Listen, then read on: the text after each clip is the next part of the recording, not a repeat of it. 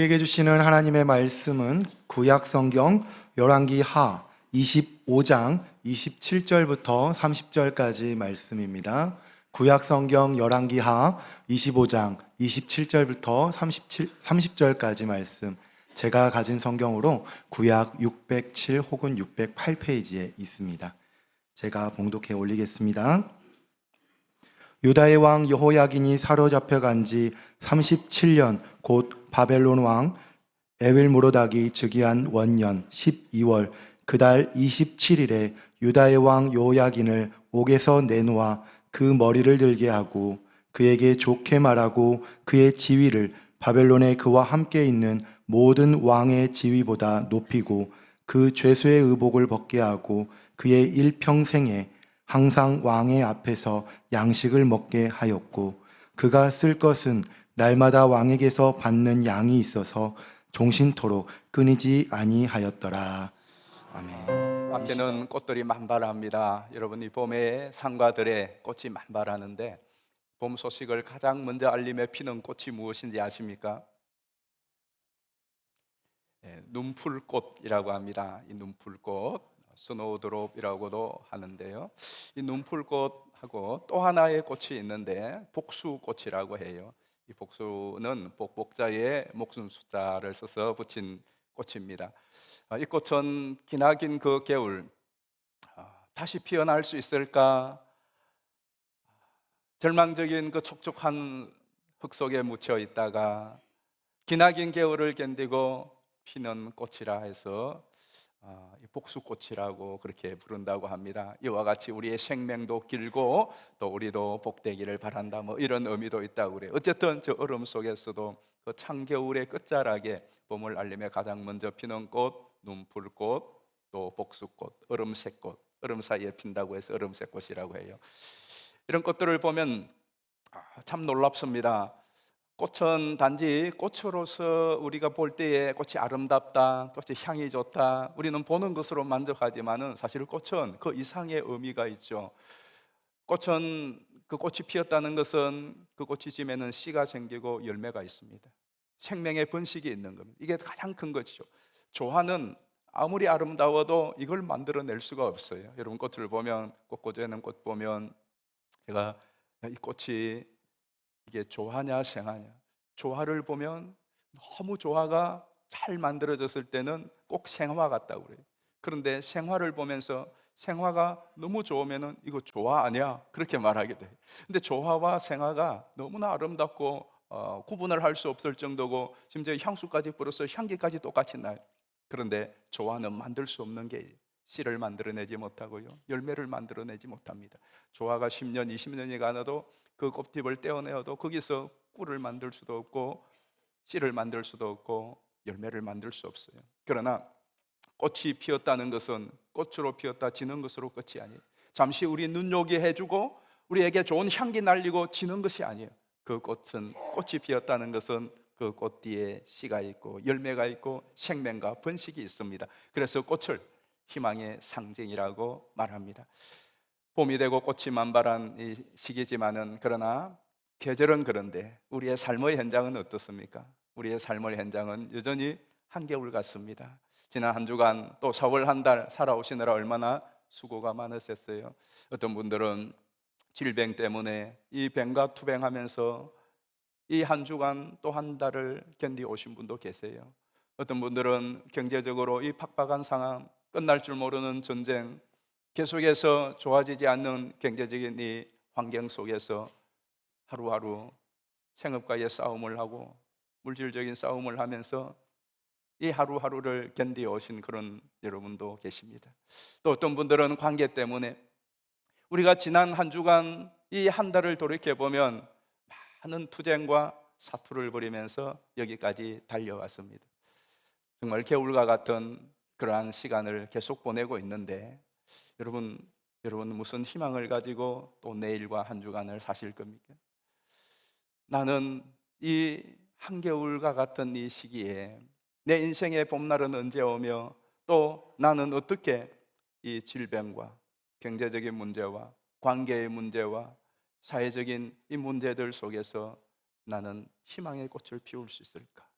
나는 무슨 희망을 가지고 살아가고 있는가? 여러분, 무슨 희망을 가지고 살아갔대요? 리딩 지저 서바이벌 12주째 우리가 열왕기하를 보았습니다. 이 열왕기는 말 그대로 왕들의 책입니다. 왕들의 이야기예요. 왕은 무엇입니까? 이스라엘 백성들은 그들의 희망, 그들의 소망을 왕에 두었습니다. 이스라엘 백성들이 가나안 땅에 정착하면서 350년이 넘는 왕이 없는 시간을 보내었습니다. 그게 사사기죠. 왕이 없으므로 자기 속에 내 옳은 대로 행하라. 이 무슨 이야기냐 하면은, 그래서 그들의 삶이 팍팍하고 힘들고 어려웠다는 겁니다. 다른 나라들은 나름대로 왕이 있는데 우리는 왕이 없어. 왕이 없다 보니까 오합지졸이에요. 그래서 늘 이 민족에게 치이고 저 민족에게 치이고, 우리들끼리도 뭐 표대가 없으니까 힘들고 어렵고. 그래서 이스라엘 백성들의 꿈에도 소원이 뭐냐? 우리도 왕 좀 세워주세요. 그들의 희망과 소망은 뭐냐? 왕이 서는 거예요. 우리도 왕이 없으므로 우리가 지금 이 모양이, 왕 좀 세워주십시오. 여러분들도 그런 마음이 있죠?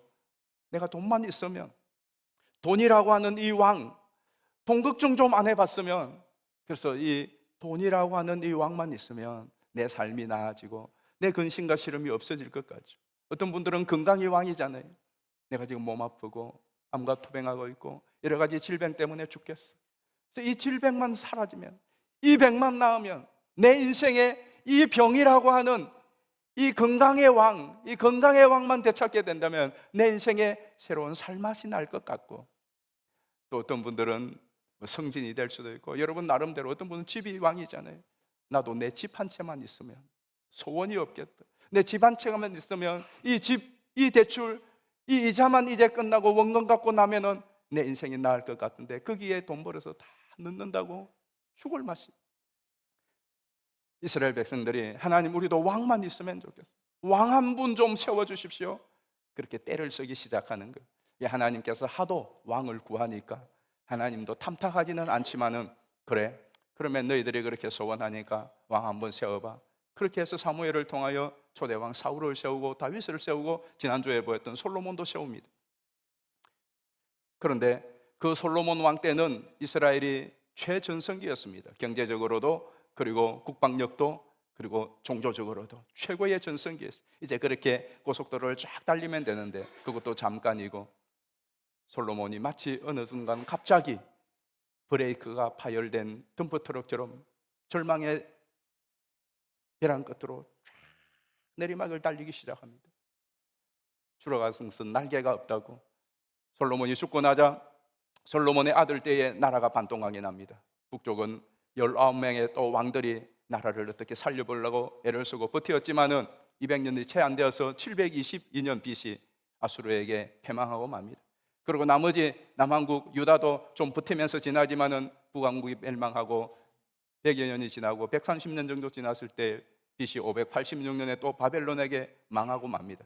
사울로부터 시드기야 왕까지 40명의 왕이 약 400년 동안 나라를 통치하였는데, 그 왕들이 나라를 통치한 결과가 뭐냐? 나라 망하고 말았습니다. 가나안 땅 차지했던 그 가나안 땅에서 쫓겨나고 왕정은 그것으로 끝나고 말았습니다. 포로로 끌려와서 포로제에서 30여 년의 세월이 흘렀습니다. 그들이 이제 포로로 끌려온 첫 세대들은 이미 연세가 90이 다 되고 돌아가신 분도 계시고 80이 다 되고 언제 돌아가실지 몰라. 그 땅에서 태어난 아이들이 벌써 나이 30이 되고 40이 가까워하고 있어요. 그들이 생각합니다. 후대들이 생각해요. 아버지, 우리 지금 왜 여기 있어요? 우리 민족은 왜 우리의 고향 땅, 아버지의 땅, 조상들의 땅을 버려두고 이 땅에 와서 유배 생활을 하며 포로 생활을 하고 있습니까? 묻는 거예요. 구전으로 이야기를 하다가 이거 기록으로 남겨야 되겠다. 우리가 왜 지금 남의 땅에서, 이 포로의 땅에서 종살이를 하고 있는가? 그 내용을 기록한 것이 역사를 더듬어서 기록한 놓은 책이 열왕기, 상하, 사무엘서입니다. 그래서 이 열왕기서는 왜 우리가 이 땅에 와 있는가, 왜 실패했는가, 왜 나라를 잃었는가 하는 이유를 설명해 주는 이야기예요. 이제 나라 잃고 가서 종살이 하는데 이유 설명하면 뭐 하겠습니까? 그럼에도 불구하고 이유가 있습니다. 자, 왜 이스라엘이 실패했을까요? 패망했을까요? 국방력이 약해서 아닙니다. 경제적으로 약해서 아니에요. 북왕국이 이스라엘 722년에 멸망할 때에는 그 앞까지만 해도 제2의 다윗의 시대로 갈 수 있는 전성기를 달리던 때였습니다. 그럼에도 불구하고 패망하였어요. 북이스라엘이 패망한 이유, 남유다가 패망한 이유 똑같습니다. 성경은 이렇게 기록합니다. 보실까요? 열왕기하 17장 7절에서 12절 말씀입니다. 이 일은 이스라엘 자손이 자기를 애굽 땅에서 인도하여 내사 애굽의 왕 바로의 손에서 벗어나게 하신 그 하나님 여호와께 죄를 범하고 또 다른 신들을 경외하며 이스라엘의 자손이 점차로 불의를 행하여 그 하나님 여호와를 배역하여 모든 성읍의 망대로부터 견고한 성에 이르도록 산당을 세우고 모든 산 위에와 모든 푸른 나무 아래에 목상과 아세라상을 세우고 또 여호와께서 그들 앞에서 물리치신 이방 사람같이 그곳 모든 산당에서 분향하며 또 악을 행하여 여호와를 경노하게 하였으며 또 우상을 섬겼으니 이는 여호와께서 그들에게 행하지 말라고 말씀하신 일이라. 여호와께서 이스라엘에게 심히 노하사 그들을 그의 앞에서 제거하시니 오직 유다 지파 외에는 남은 자가 없으니라. 아멘. 북이스라엘이 망한 이유는 크게 한 가지인데요, 세 가지의 행위가 있습니다. 첫째는 여호와의 다른 신을 섬기는 겁니다. 어떻게 섬기죠? 산당을 세워요. 그리고 그를 경배합니다. 잘 보십시오. 하나님 외에 다른 신을 왕으로 모셨어요. 그리고는 그를 위하여 산당을 세워요. 그리고 그 산당에서 예배합니다. 우리가 하나님을 우리 인생의 주인으로 모시고 예배당을 세우고 이 예배의 자리에서 예배를 해요. 그런데 여러분이 이 주일은 예배하지만 여러분의 평일날은 여러분이 모시는 또 하나의 신이 있고 여러분의 집에서, 여러분의 가정에서, 여러분의 일터에서 산당을 세우고 그 신에게 예배하는 것. 이렇게 북이스라엘은 그들이 경제적으로, 국방적으로 다른 요인이 아니라 하나님 외에 다른 신을 섬기고 그 신을 위하여 산당을 세우고 그 신을 경배하여서 하나님 앞에 악을 행하여 하나님의 진노를 격발한 거죠. 방아쇠를 가지고 총을 조준하잖아요. 아무리 조준하고 있어도 방아쇠를 당기지 아니하면 총알은 나가지 않습니다.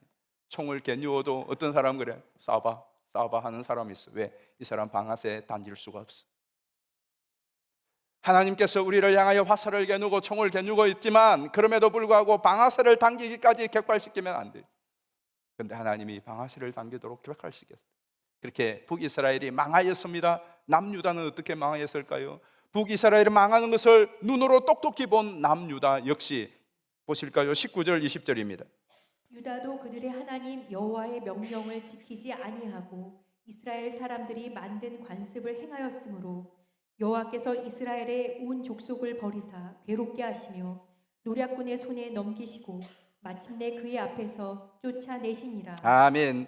18절을 보면 하나님께서 그래도 유다는 남겨주었어요. 그런데 이 남은 유다조차도 이스라엘이 하나님을 경외하지 않다가 망하는 것을 보면서 자기들도 똑같이 하나님을 경외하지 않습니다. 이스라엘이 패망한 그 길을 유다도 똑같이 걸어가고 결국은 하나님께서 그 유다를 다른 사람의 손에 넘겨줍니다. 잘 생각해 보십시다. 이스라엘이 어떻게 망했죠? 그들이 힘이 약해서 망한 것이 아닙니다. 지식이 부족해서 망한 것이 아닙니다. 환경이 나빠서 망한 것도 아닙니다. 한 가지, 하나님의 말씀을 거역하고 하나님을 버리고 세상을 쫓다가 하나님의 진노로 망했어요. 그렇다면 그들에게 희망이 있을까요? 나중에 말년에 이스라엘 유다가 망할 때에 어느 정도까지 갔느냐 하면은 므낫세는 이스라엘을 톱으로 캐주겠다고 그래요. 이건 전설입니다만. 그리고 실제로 예레미야서에 보면은 여호야김이라고 하는 이 왕은 망하기에 전 이제 3대 앞에 있던 왕인데 여호야김은 하나님의 말씀인 이 율법, 그때는 두루마리죠. 그것을 칼로서 돌어서 화로에 던져서 불태워 버립니다. 하나님 말씀 듣기 싫다 이거죠. 그렇게 하나님 앞에서 망령된 일을 하다가 하나님의 진노로 망했어요. 여러분, 그 민족에게 희망이 있을까요? 우리가 하나님을 잘 섬기다가 실패할 수 있습니다. 내가 믿음으로 살려고 하는 것 때문에 세상에 나아가서 박해를 당하고 망할 수가 있습니다. 여러분, 그때에는 내가 하나님을 잘 섬기다가 내가 믿음으로 살려고 하다가 이런 어려움과 고난과 박해를 당했습니다. 거기는 희망이 있죠. 그런데 하나님을 대적하고 하나님을 거역하고 하나님의 말씀을 난도질하고 하나님을 버려서 하나님으로부터 망한 그 사람이, 그 민족이 희망이 있을까요? 여러분, 오늘 이 시대는 희망이 있겠습니까? 오늘 이 시대의 한국교회 희망이 있을까요? 오늘 여러분은 어떻습니까? 여러분 자신을 보면 희망이 보입니까? 우리의 가족에게, 우리의 자손들에게, 우리 후대들을 보면은 희망이 보입니까? 그리고 희망이 보인다면 그 희망이 무엇입니까? 희망이 없다면은 뭐 때문에 희망이 없습니까? 이스라엘 백성들 희망 없습니다. 아무런 희망이 보이지. 왕들을 세웠는데 그 왕이 한 일이라고 하는, 결국은 나라를 말아먹는 것 외에는 왕이 하는 일이 없어요. 사실 우리 인간의 역사를 보면 그렇습니다. 성경의 역사뿐만 아니라 우리의 역사를 보면 우리가 좀 더 많은 물질을 소유하고 지식을 소유하고 인간의 문명과 의학과 기술이 발달하면 그 문명과 기술과 의학과 물질이 만들어내는 것이 뭘까요? 우리의 탁월한 지혜와 기술로 만들어내는 것이 편리함을 만들어냅니다. 여러분, 스마트폰, 우리 생활이 얼마나 편리해졌습니까? 결국은 우리가 열심히 돈 벌어서 또 기술력과 배우고 정보와 IT 이런 것들을 통하여 뭘 만들어내죠? 편리한 거 만들어냅니다. 핸드폰이 10년 전 거와 지금 거 얼마나 편리해졌습니까? 디자인도 좋아졌고 뭐 좋아졌지만 가장 우리 피부에 와닿는 그 기술의 발달이 만들어낸 것은 편리함입니다. 자동차가 편리해지고요, 여러분이 집에 대문 여는 것이 편리해지고요, 가전제품이 편리해지고요, 우리의 일상이 얼마나 편리해졌습니까? AI가 만들어내는 것 중에 정말로 독특한 것이 뭐요? 편리한 거죠. 신경 쓸 게 별로 없어요. 생각만 해도 그 내 생각까지도 알아먹는 AI가 있다 이거예요. 옛날에는 자판을 다 두드렸는데 자판 두드리는 수고할 필요 없어요. 누워서 말만 해도 알아들어요. 말만 해서 알아듣는 것이 아니라 이제는 말도 문장도 길게 할 거 없어요. 그냥 한두 개 하면 돼요. 얼마나 우리가 갈수록 편리해진다고요. 그리고 또 하나는 무엇입니까? 우리에게 볼거리를 더 좋게 만드는 거죠. 이 세상의 문명과 과학과 물질과 이 모든 여유가 우리에게 좋은 볼거리를 제공해 줍니다. 그 다음에 또 하나, 우리에게 더욱더 많은 즐거울 거리를, 여러분 집에 앉아 계셔도 즐길 수 있는 것들이 얼마나 많습니다. 유튜브를 비롯하여서. 그리고 그 유튜브는 끊임없이 우리가 보고 즐길 거리를 계속해서 모든 기술력을 동원하여서 AI를 동원하여서 만들어냅니다. 잘 따지고 보면 10년 전, 20년 전, 30년 전, 40년 전, 50년 전 우리가 경제적인 성장을 이루고 문화적 발전을 이루고 그리고 뭐 문명의 기술을 아주 발전시켰는데 그 발전이 만들어낸 것이 따지고 보면 편리한 거 만들어낸, 더 편리하게, 그리고 더 볼거리가 많게 만들고 더 즐길 수 있는 것 많게 만들고. 그런데 나의 인격과 우리의 신앙과 우리의 진짜 본질적인 삶에는 뭘 만들어내었느냐. 우리가 그렇게 편리한, 그리고 더욱더 많은 볼거리들, 그리고 더 여유와 즐거움을 가질 수 있는 그것들을 통하여서 우리의 인격이 얼마나 성장하고 성숙하고 우리의 신앙이 얼마나 더 깊어지고 우리의 관계나 우리의 삶이 얼마나 더 행복하고 좋아지는가. 더 많이 배려하고 다른 사람을 더 섬기고 서로 더 헌신하고 섬기면서 어렵고 힘들 때는 서로 도와주고 기쁠 때 같이 좋아하고 경쟁하는 것이 아니라, 그러면서 우리 가족도 교회도 이 사회도 우리가 그렇게 많은 편리한 문명의 이기들과 그리고 보고 즐기고 또 누릴 수 있는 수많은 환경들 속에서 만들어낸 우리의 인격, 우리의 신앙, 우리의 인간됨이 있느냐? 거기는 가지 못하는 겁니다. 거기는 가지 못해요. 우리는 또 열심히 여러분이 또 한 주간 동안 좀 더 수익을 얻고 이 경제적인 문제를 해결하고 내가 이전보다 좀 더 벌이가 풍성했으면 좋겠다. 그 번 것으로 우리가 만들어내는 것은 또 좀 더 편리하고 내가 좀 더 편안하게 그것은 만들어내요. 그런데 내 인격과 신앙의 깊이와 넓이를 만들어내는 일에는 기여하지를 못해요.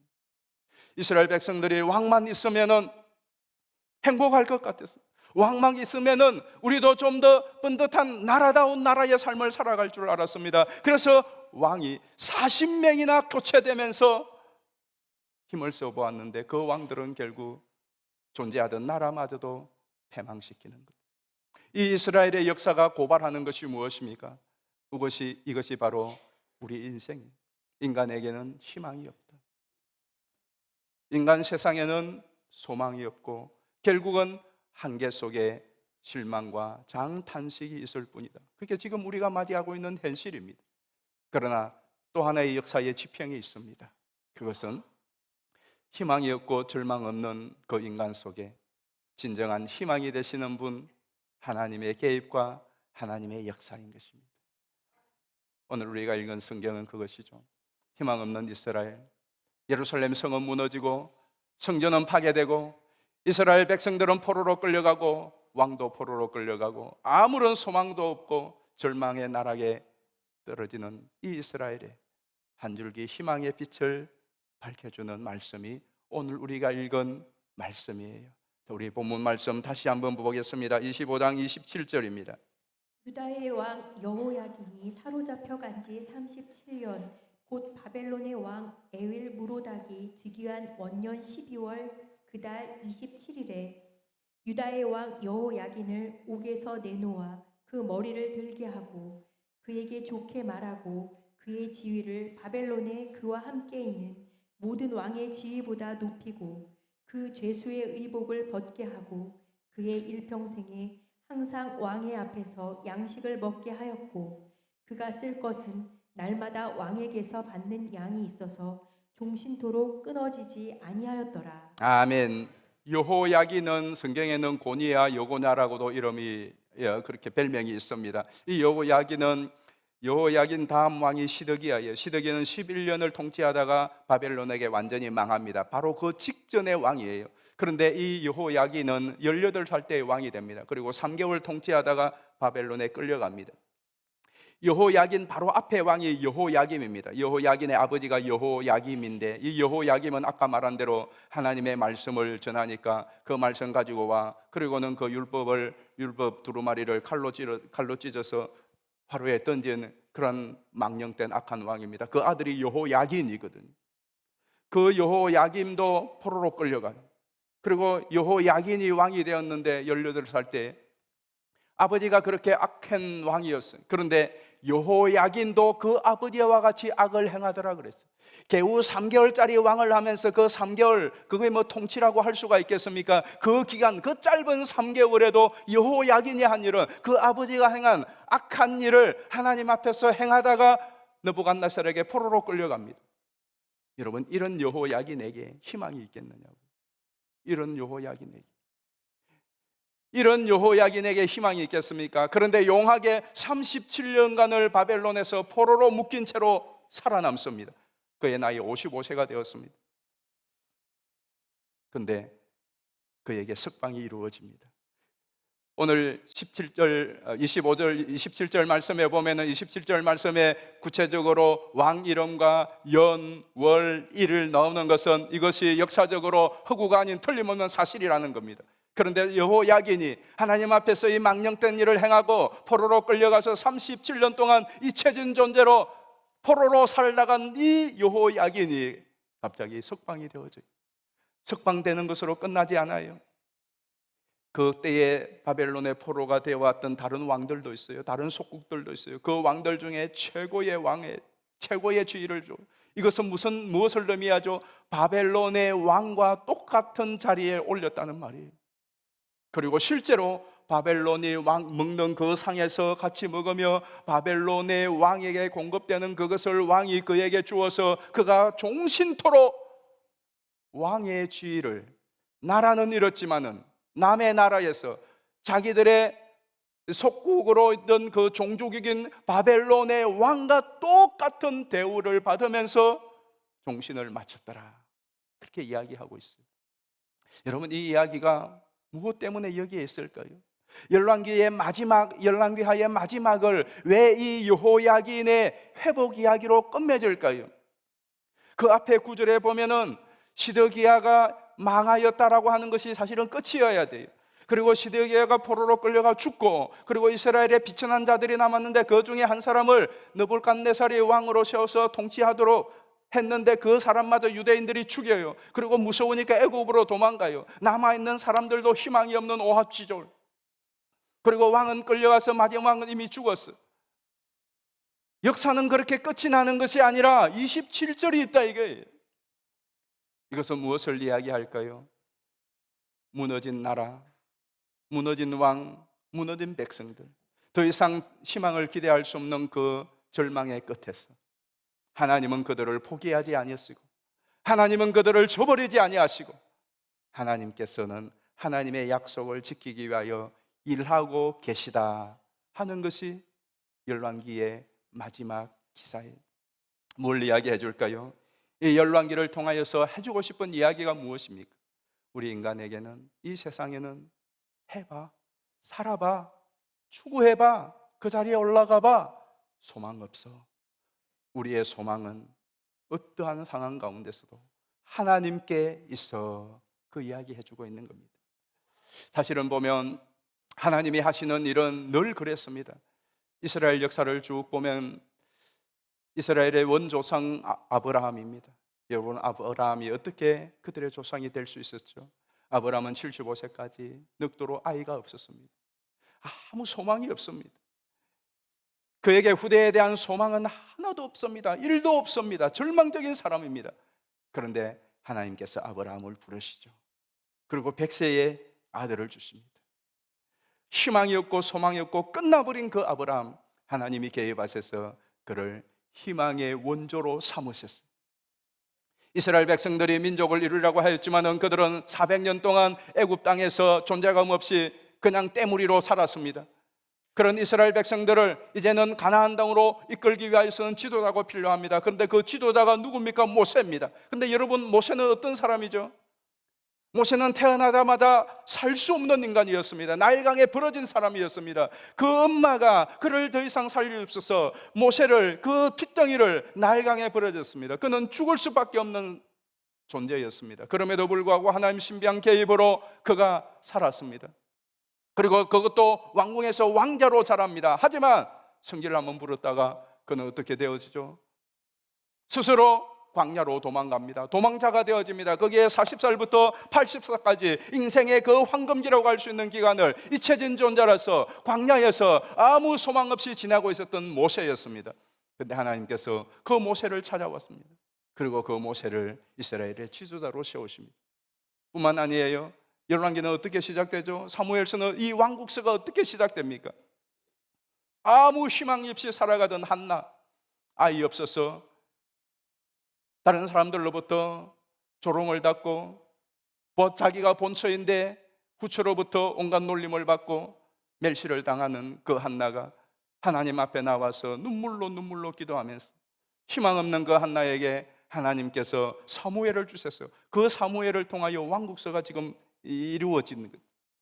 하나님의 역사가 보면은 도망간 자리, 패배한 자리, 넘어진 자리, 실패한 자리, 희망 없는 자리 다 포기해본 그 자리에서 하나님께서는 개입하셔서 창조와 회복과 생명의 역사를 이루시는 줄 믿습니다. 오늘 여러분, 우리도 마찬가지예요. 이 여호야긴 이야기가 단지 여호야긴 개인이 마지막에 하나님이 도와서 잘 먹고 잘 살았더라, 그 이야기가 아니에요. 이 이야기가 나중에 어떻게 이어지냐 하면 우리 마태복음 보실까요? 마태복음 1장 1절입니다. 아브라함과 다윗의 자손 예수 그리스도의 계보라. 바벨론으로 사로잡혀 간 후에 여고냐는 스알디엘을 낳고, 스알디엘은 수룹바벨을 낳고, 야곱은 마리아의 남편 요셉을 낳았으니 마리아에게서 그리스도라 칭하는 예수가 나시니. 아멘. 자, 거기까지 보십시다. 거기에 예수님이 오시는 길이 있어요. 진짜 우리의 참된 왕이신 예수님이 오시는 길에 누가 등장하죠? 12절 말씀 보겠습니다.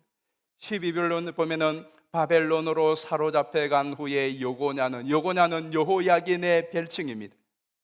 여호야긴은 스알디엘을 낳고 스알디엘은 스룹바벨을 낳고 나서 예수님을 낳습니다. 여호야긴 시드기야처럼 18살 때에 끌려갔어. 아직 결혼해서 아직 아이도 없을 때 포로자리에서 죽었으면 끝이에요. 그런데 37년 동안 감옥에서 포로지에서 잊혀진 존재로 살아서 모든 것 끝나 여호니아가 끝나면 하나님의 약속도 끝이야. 그런데 끝날 것 같은 그 자리에 하나님은 일하고 계셨어요. 그리고 그를 회복시키시고 참된 예수 그리스도 우리의 진정한 왕이 오실 길을 예비하셨어요. 오늘 이것이 우리가 읽어내야 될 중요한 메시지입니다. 여러분, 내 삶과 내 사역과 우리 가정과 모든 것이 끝난 것 같고 무너지고 자빠지고 넘어지고 실패하고 이제는 희망이 없을, 하나님 앞에서도 희망이 없고 세상적으로도 희망이 없을 그 자리에 보이지 않지만 하나님은 여전히 우리를 포기하지 않고 여러분을 포기하지 아니하시고 저버리지 아니하시고 일하시는 줄 믿습니다. 롱펠로라고 하는 시인이 이런 시를 지었어요. 모든 구름의 뒤편에는 햇빛이 비치고 있다. 모든 구름의 뒤편에는 햇빛이 비치고 있다. 그렇습니다. 우리는 보이지 않지만은 모든 구름의 뒤편에는 비행기를 타고 올라가 보면 구름 위에 찬란한 햇빛이 비치고 있는 것처럼 우리 인생의 겨울, 우리의 인생의 어두움 속에 우리가 도무지 볼 수 없는 그 희망의 빛 한 줄기 없는 그곳에도 하나님은 여전히 저와 여러분을 향하여 계획을 가지고 일하시고 살피시고 준비하고 계시는 줄 믿습니다. 꽃은 봄에만 피는 것이 아닙니다. 그죠? 꽃이 겨울을 견디고 봄에 너도 나도 팍 피어나는 것 같지만 그러나 한겨울에도 피는 꽃이 있습니다. 아무리 영하 10도, 20도가 내려가도 눈보라가 몰아치고 겨울의 그 한복판에 아무 꽃도 피지 않는 그 자리에 피는 꽃이 있어요. 무슨 꽃인지 아세요? 한겨울로 피는 꽃, 동백꽃. 제가 어릴 때 저희 집에는 삼면이 동백숲이 있었습니다. 옆에도 동백숲, 왼쪽, 오른쪽, 앞에도 동백숲이 있어요. 그래서 저희 집은 그 마을에서 동백나무 집으로 유명했습니다. 겨울 되면은 저 꽃이 아무리 추워도 눈보라가 몰아쳐도 어떤 일이 있어도 동백꽃이 쫙 핍니다. 우리 인생도 마찬가지예요. 내 인생에 건강해지면 좀 경제적으로 여유가 있고 형편이 풀리면은 꽃이 피겠다. 물론 그때 피는 꽃도 있어요. 그러나 인생의 한겨울에도, 깊은 한겨울에도, 혹독한 한겨울에도 피어나는 꽃이 있습니다. 희망의 꽃이 있습니다. 우리 주 예수 그리스도이십니다. 왜 열왕기의 왕들이 그렇게 많을까요? 그 왕들이 그렇게 많은 것은 왕이 부족하기 때문에 죽고 완전하지 않고 그러니까 또 왕을 바꾸고 또 왕을 바꾸고 좋은 왕도 죽고 그래서 또 왕이 생길 수밖에 없지만 그러나 우리의 영원한 소망의 진정한 왕, 죽지 않는 사망의 권세를 이기신 예수 그리스도 왕은 영원토록 우리의 소망인 줄 믿습니다. 어떤 상황과 처지에도 죽지 아니하고 실패하지 아니하고 십자가를 이기고 사망을 이기신 예수 그리스도는 우리의 영원한 왕이십니다. 그 왕은 우리의 소망의 왕이시요 생명의 왕이십니다. 정말로 믿는다면 아멘이면 그럼 어떻게 해야 될까요? 이게 이제 우리의 숙제예요. 우리가 예수님을 왕으로 믿고 예수의 이름은 세상의 소망이라고 믿는다면 그 예수님 위에 여러분 굳게 서시기를 바랍니다. 그리고 예수님을 진심으로 하나님을 예배하시기를 바라요. 다른 예배하는 일, 다른 데 정성은 그렇게 들으면서 왜 하나님을 예배하는 일은 내 참된 소망이요 나 참된 생명이요 능력이 있는 하나님께 예배하는 일에 여러분이 좀 더 전심을 쏟으십시오. 주일날은 다 뭐 하십니까? 주일 오후에는 어디서 뭘 하세요?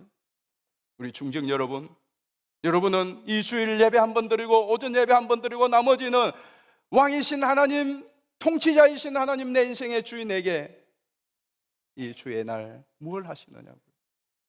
예배의 자리를 잘 지키십시오. 그리고 또 하나는 우리가 넘어질 수 있어요. 실패할 수 있습니다. 죄 지을 수 있습니다. 하나님을 등질 수 있습니다. 그 자리에서 자폭하고 포기하지 마시고 하나님을 찾으시기를 바랍니다. 아무리 어렵고 힘들어도 나의 소망 되신 그 예수님에게 기도하십시오. 도와달라고 하십시오.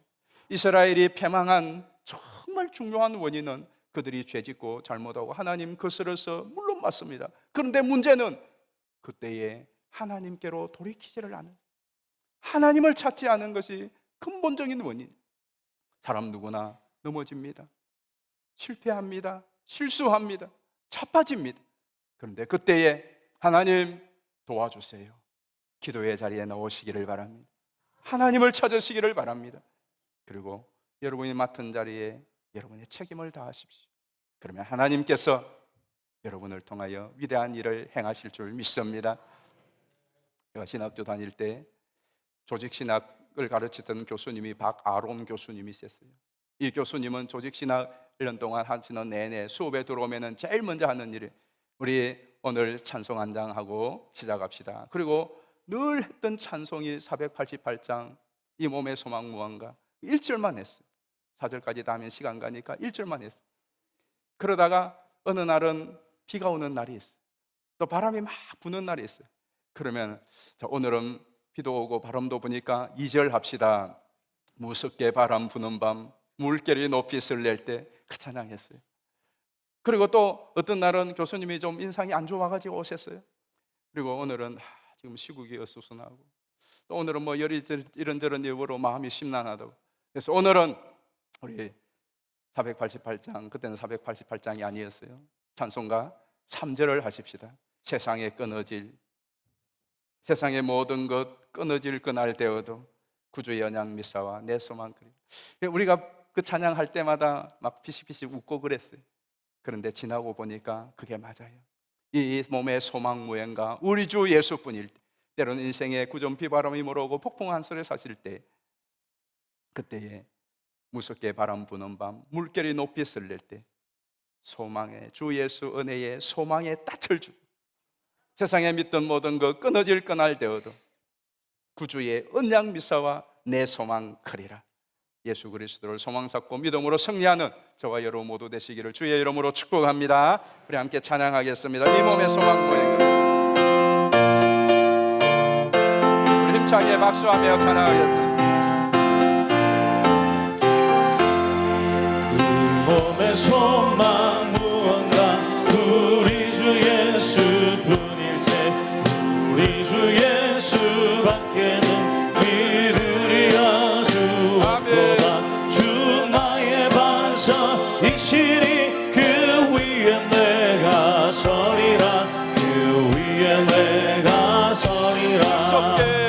무섭게 바라보는 날 물결이 높이 설렐 때 우리 주 그 시내에 소망의 낯을 주리라. 주 나의 반석이시니 그 위에 내가 서리라. 그 위에 내가 서리라. 세상에 믿던